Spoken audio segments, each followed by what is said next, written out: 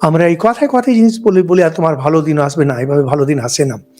যাদের ভেতরে ক্ষমতা আছে, যাদের ভেতরে শক্তি আছে, এটা তাদের হয়। আমরা যখন সূর্যকে দেখি, কখনো কখনো সূর্যগ্রহণ লাগে। সূর্যগ্রহণ কিছুক্ষণের জন্য থাকে, আবার সূর্য পরিষ্কার। জিনিসটা তা না। আমরা এটা মনসুনের সময় মেঘ তার মতো ঢেকে গেল সূর্য। তাদের তেজ আছে, কোনো কারণে এমন একটা পরিস্থিতি হয়, মনে হবে যেন মাটিতে মিশে গেলাম। ঝড় যখন আসে, কোথাও আপনি জঙ্গলে টঙ্গলে খোলায় আছেন, তখনকার লোকে কি করতো, নিজেকে একটু ছোট্ট করে। সুহিতানন্দজি মহারাজ, ভাইস প্রেসিডেন্ট বর্তমানে, উনি আমাকে প্রচুর এই জিনিসটা বলতেন। আমার এটা লেগেই আছে, মাঝে মাঝে মাটিতে পড়ে যাওয়া।